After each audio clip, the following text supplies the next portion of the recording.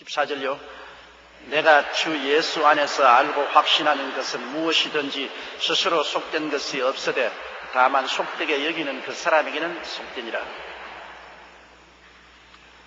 바울 선생께서는 성령으로 말미암아 말씀하기를 내가 주 예수 안에서 알고 확신하는 것은 무엇인지 스스로 속된 것이 없다. 소고기를 먹든 돼지고기를 먹든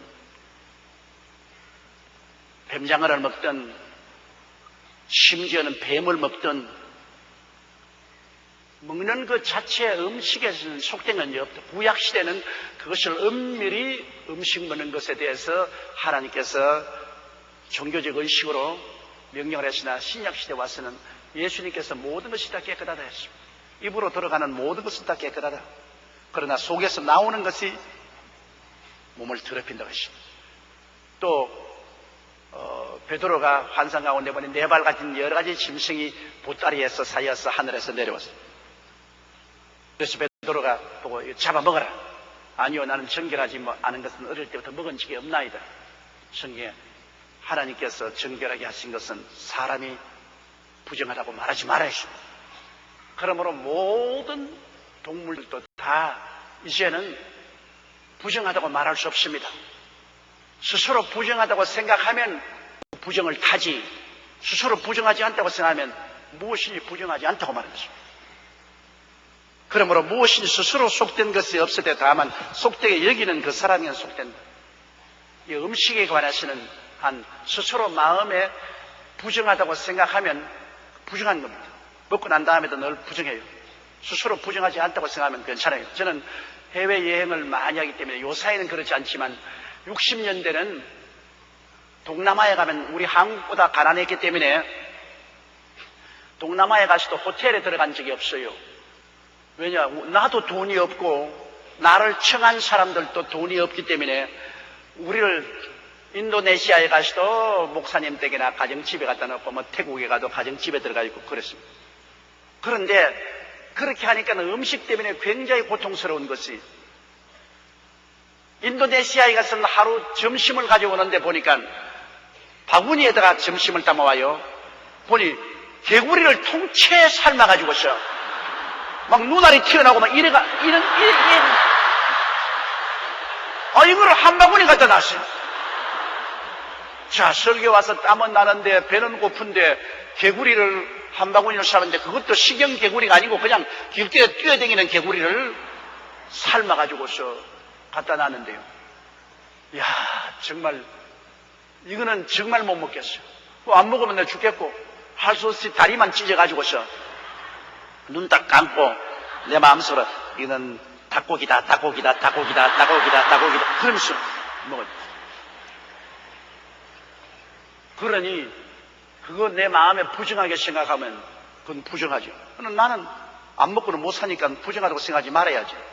태국에 가서는 좁쌀 같은 거를 잔뜩 이거 볶아가 가져왔더라고요. 그래서 이게 뭐냐고 물으니까 개미 알이라니요. 밥상에 개미 알을 잔뜩 갖다 놨어요. 근데 부정하다고 생각하면 못 먹죠. 못 먹으면 내만 굶지. 그러니까는 할 수 없이 눈 딱 감고 이거는 대구알이다. 대구알이다 하고 먹었. 그러니까는 먹으니까 맛있더라고요. 고소하더라고요. 근데 정말 내가 못 먹은 거 하나 있습니다. 설악산에 가니까 우리 성도 부부가 나를 청해가지고서 이 그릇에다가 계란 노른자위를 하나 서너 개 이렇게 놓았어요. 난 계란 노른자위인 줄 알지요. 그래서 계란 노른자위는 먹으면 좋다. 먹으려고 하는데 그 주인 아주머니가 목사님 묻지 말고 잡수세요 그러더라고요. 계란 노른자위를 왜 묻지 말고 먹으라 하냐 말이야. 근데 의심이 딱 들어가. 안 그랬으면 먹었을 건데. 안 그런데 아니 계란 노란자인데 왜 묻지 말고 먹으라니까. 아니요, 몸에 좋으니까 그냥 묻지 말고 잡으세요. 이제 안 되겠다. 이건 나는 알아야 되겠다. 이게 뭐냐? 구렁이 알입니다. 그러더라고요.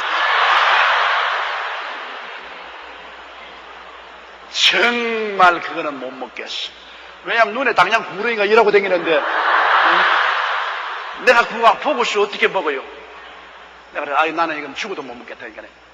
그러니까 묻지 말고 먹으라 하자니까 그 말을 안 했어야 내가 먹었지. 그 말을 하는 남자면 어떻게 내가 먹어요? 내 마음에 벌써 이게 속되게 느껴지는데요. 그러니까 그 남편이 그럼 이리 내세요. 그러면 후루룩 하고 먹어요. 그 마음에 속되다고 생각한 내게는 그게 속되지만은 그 남편에게는 그 아주 몸에 좋은 것이라 자기는 속되게 생각 안 하니까 구렁이 알도 그냥 잘 먹어. 입 딱딱. 그러므로 이 성경은 말하기를 무엇인지 스스로 속된 것은 없다 그랬습니다. 하나님이 만든 만물은 다 깨끗하다. 하나님 만물은 속되다고 생각하고 먹으면 속되고 속되지 않다고 생각하면 속되지 않다. 성경에는 무엇인지 기도하고 먹으면 다 정결하게 된다고 말씀했습니다. 기도가 정결케 하는 역사가 있습니다.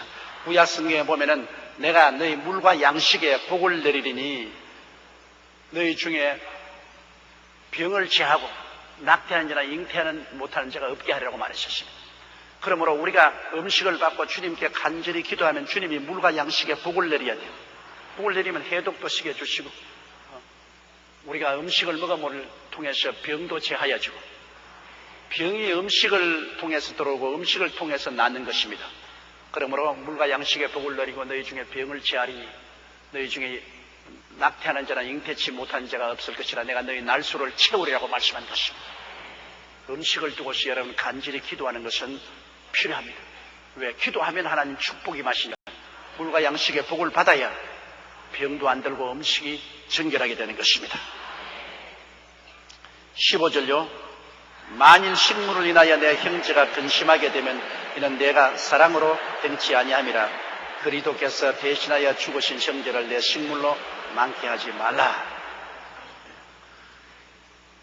내 형제는 이 식물을 부정한 식물로 느낍니다. 나는 부정하지 않다고 생각합니다. 그렇기 때문에 나는 뭐 마음대로 그 음식 다 먹는데 그 형제는 생각하기를 저 사람 부정한 사람이다. 저 부정한 음식을 먹었으므로 하나님께 범죄했다고 이렇게 해서 스스로 형제의 마음속에 시험이 들게 합니다. 그렇기 때문에 형제가 그 음식이 부정하다고 생각하면 그 형제 앞에서는 그 음식을 안 먹는 것이 좋다 그 말이겠습니다. 형제가 그것을 하고 시험에 들어가지고서 비평하고 평론하게 되면 그 영혼에 범죄하게 되지 않습니까? 식물과의 형제가 근심하게 되면 이는 사랑으로 행치 아니하니 그리스도께서 대신에 죽으신 형제를 식물로 많게 하지. 왜 많게 하느냐? 그가 부정한 식물을 먹는다고 생각하기 때문에 비평하고 평론합니다. 비판하고 평론하면 벌써 죄를 짓게 되는 것입니다. 미워하는 죄를 짓게 되는 것입니다. 그 결과로 신앙이 떨어지면 망하게 되잖아요. 오늘날 많은 믿음이 약한 사람들이 오랫동안 교회에 나온 사람들을 행실을 보고 낙심해서 그만 신앙을 포기하는 사람 많아요. 예수 안 믿는 사람을 부인이 그냥 열심으로 기도하고 강제로 끌고 나와서 교회에서 예수 믿게 해놓고 난 다음에 이제 신앙이 막 들려고 하는데 사회생활에 나가서 장로님이나 집사님이 한 대 내핍고 이 사람들에게는 치명적입니다. 오래 믿은 사람이 난 뭐 술 약간 먹는 건 난 죄로 느끼지 않는데 뭐 성경의 시대 예수님 시대 담배가 있었냐 나 기호식품이니까 피는 건 뭐 상관없고 그렇게 하는데 모처럼 예수를 믿게 한 초신자가 그 장면을 보면은 그만 낙심해서 야 이거 예수 믿는 장로나 집사도 전부 다 위선자구나. 그러니까 다 믿는 것 거짓부리다. 신앙이 낙심에 떨어져. 그럼 망해요. 그 영혼이 망해버린 거예요. 그러므로 이런데 굉장히 조심해야 돼요. 여러분 다 같이 예수를 믿어도 불합하신 자들은 포도주와 맥주를 마시고 그리고 조금 더 진보적인 사람들은 담배를 피워요. 목사님들이 강단에 앉아 설교하기 전에 담배 척 피우고 담배들이 더 그러고 강단에서 내가 볼 때는 굉장히 비평이 돼요. 저런 법이 어디 있냐. 그런데 그 목사님들하고 내가 만나서 논쟁을 한 적도 있습니다. 그러니까 그 목사님이 딱 성경을 딱 들고 와서 이 성경 말씀에 담배 피지 말 구절 대놓아라. 그럼 당장 안 피겠다 그래요. 담배 피지 말은 구절이 예수님 당시에는 담배도 없었습니다. 그러니까 담배 피지 말은 구절이 없어요. 그 하는 말이 담배 피지 말은 구절이 없는데 요사이 껌 씹는 것이나 담배 피는 것이나 뭐가 나쁘냐? 내 기호식품인데 이것이 내 신앙과 무슨 상관이 있느냐? 그렇게 나오니까 내가 할 말이 없더라고요. 근데 요사이는 할 말이 많아요. 요사이 여러분, 담배를 피는 사람은 안 피는 사람보다 암에 30%나 더 많이 걸린대요. 담배가 암이 걸리는데 기본적인 원인인데 담배 피고 술 마시면 보통 사람보다 50%나 암이 더 걸린대요. 이건 치명적인 것이에요. 완전히 독이요. 그렇기 때문에 요사이는 담대하게 담배 피고 술 마시면 생명을 단축하고 당신 건강을 박살내니까 도적질하고 죽이고 멸망시키는 것은 마귀가 하는 것이요 생명을 주되 풍성해 주는 것은 주님이 주시는 것이기 때문에 하지 말아야 된다. 저 강하게 말할 수 있죠. 그러니까 구라파 사람들은 뭐 교회 가도 포도주와 독일에서는 맥주를 먹어요. 독일 교회에서는 맥주를 먹고 불란스 교회에서는 포도주를 먹어요. 그러면 독일 사람은 불란스 사람들은 포도주를 먹기 때문에 들러 먹었다 말이에요. 그럼 불란스 사람들은 독일 사람들은 맥주를 먹고 어떻게 감히 기도를 하고 설교를 하냐고 합니다. 그런데 또 미국에 가면 미국은 청교도들이 교회를 지키는데 청교도들은 일절 속된 것하고는 정결하게 한 사람. 술도 먹지 않고 담배도 피지 않습니다. 근데 우리 한국의 복음을 전가할 때 미국 교회가 한국에 들어왔더니 다행이죠.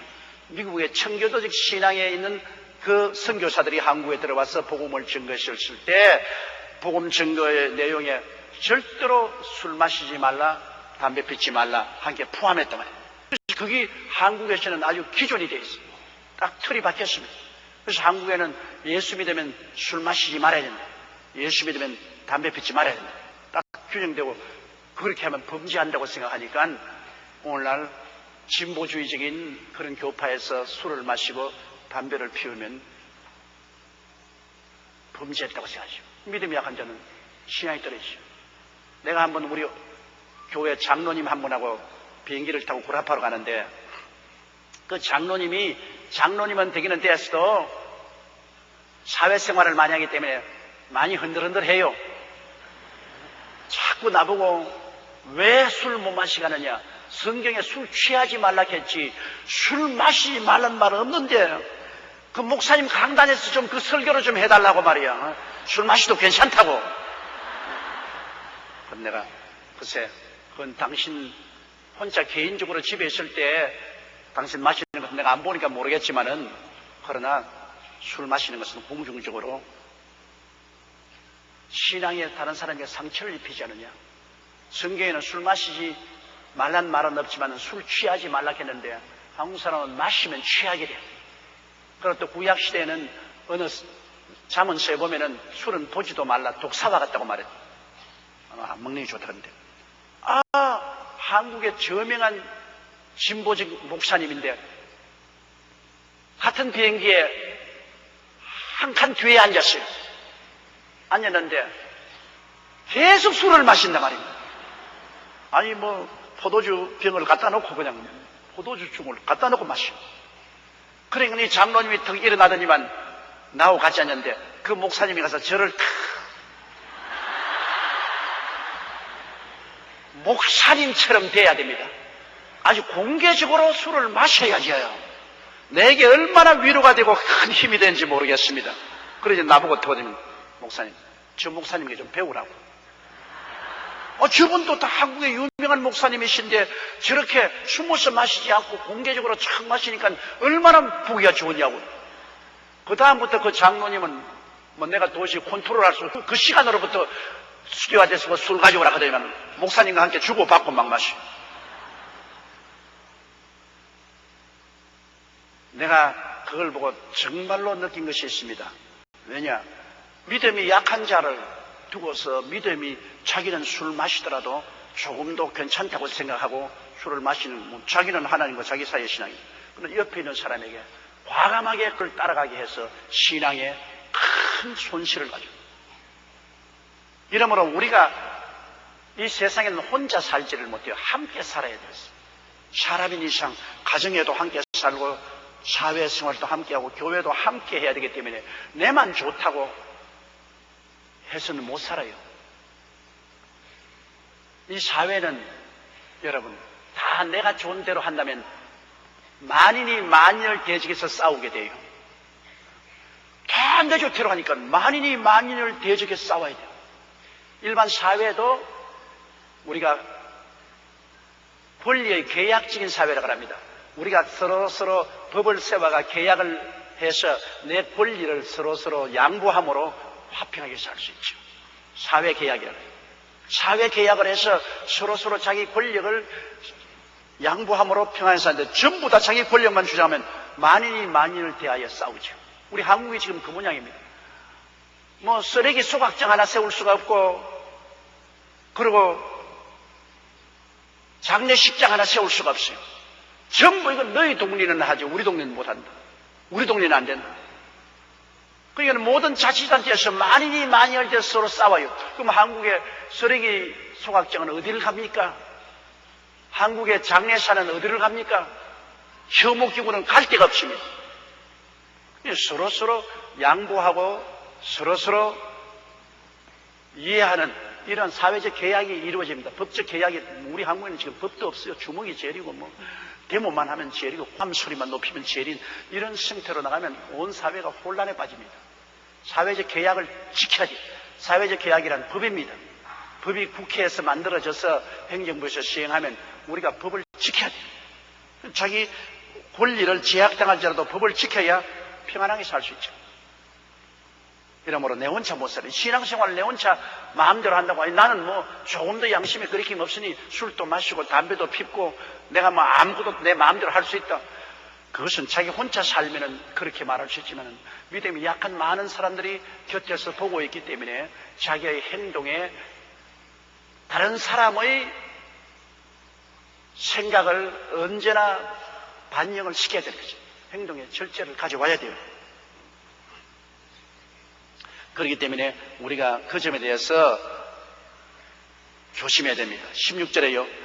그러므로 너희의 선한 것이 비방을 받지 않게 하라.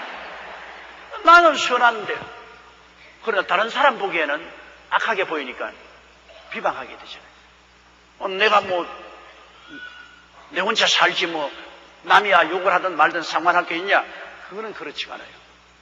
내가 내 혼자 삶으로 남에게 피해를 갖다 안 주면 모르는데 남의 신앙에 피해를 갖다 주게 되면 문제가 있는 것입니다. 남에게 피해를 안 주고 혼자서 사는 사람 같으면 몰라요. 절에 보도해서 혼자서 몰라요. 그러나 내가 남에게 피해를 주고, 내가 담배 피움으로 다른 사람에게 피해를 주고, 술 마심으로 다른 사람에게 피해를 주고, 그렇게 한다면 그건 남에게 비방을 받죠. 남에게, 자기에게는 아무 해로운 거 없고, 이건 내가 뭐 먹고 마시는 것이 내 신앙하고 무슨 상관이냐. 신앙은 영적인 것이지 내 생활적인 문제가 무슨 관계가 있냐. 그렇지만은, 그러나 혼자 예수 믿는 것이 아니니까요. 많은 사람하고 함께 믿음으로 말미암아 많은 사람에게 시험을 갖다 주고 걸려서 넘어지게 한다면은 범죄하게 되는 것입니다. 남의 영혼에 상처를 주는 범죄를 하게 되는 것입니다. 17절요. 하나님의 나라는 먹는 것과 마시는 것이 아니요 오직 성령 안에서 의와 평강과 희락이라. 하나님의 나라는 먹는 것과 마시는 것이다. 옛날에 여기 감람나무가 큰 드럼통에 물을 담아놓고 손으로 천을 먹는, 축복하노라. 그것도 그 물을 또 파내. 그러면 그 물을 서로 사가지고 생수라고 마시고 말이에요. 생수는 무슨 생수? 물이 그냥 물이지. 그 물로서 그 신앙이 유익이 됩니까? 심지어는 내가 안 봤는지 모르겠지만은 강단에 설교하다가 휴지에다가 가래를 베앗아서 버리면 서로 뛰어가서 그걸 주워가지고서 거룩한 가래라고 그래가 아픈데 바르고 말이야. 그 가래를 아픈데 바르고 뭐. 그런 엉터리가 어디 있어요, 여러분 세상에.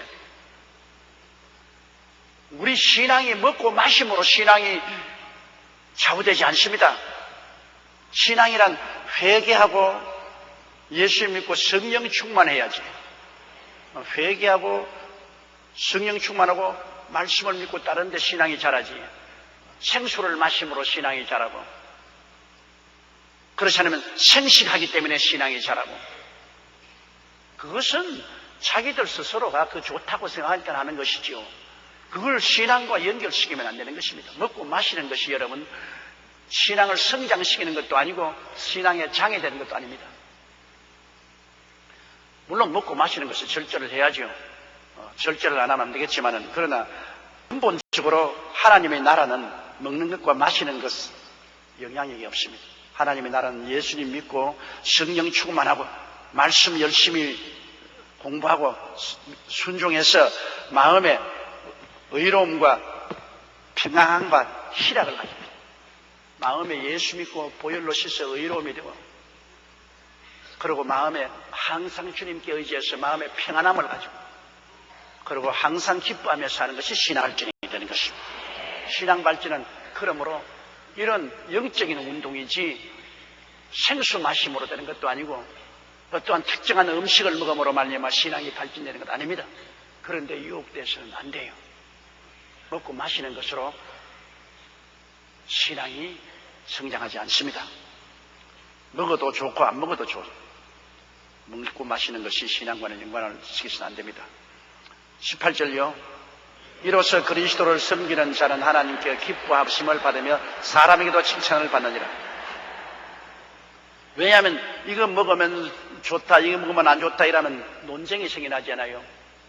당장 내가 고기 먹는 거 조심하라 해도 논쟁이 생겨나지 않아요. 고기를 파는 사람들은 그 말했다고 논쟁하고, 고기를 또 안 먹는 사람은 올 잘했다고 또 박수치고, 논쟁의 대상이 되는 것입니다. 그러니까 음식을 먹고 마시는 것은 논쟁의 대상이 되어요. 사람들에게 온전히 칭찬받는 것은 아니지요. 그러나 우리가 먹고 마시는 것으로 신앙을 좌우하지 말고 그리스도를 중심으로 섬겨서 성령 충만, 말씀 충만해서 의롭게 되고 평안하고 희락을 가지고 살면 하나님도 기뻐하시고 사람들도 칭찬합니다. 왜? 논쟁의 대신이 안 됩니다. 아, 저 사람 예수 잘 믿고 성령 충만, 말씀 충만하고 의와 평강과 희락이 넘치는 사람이다. 야, 칭찬할 만 좋다. 뭐 욕할 게 없죠. 와, 저 사람 채소를 많이 먹어서 훌륭하게 되었다. 그러면 채소 안 먹는 사람은 웃기는 소리 하네. 그래, 채소 먹었다고 신앙이 좋아? 웃기는 소리 하지만 방랑 비평이 되지 사람에게 칭찬하는 것이 되지 않잖아요. 음식을 가지고서 신앙을 좌우해서는 안 됩니다. 그러면 반드시 분열이 생기고 분쟁이 생기고 싸움이 일어나는 것입니다.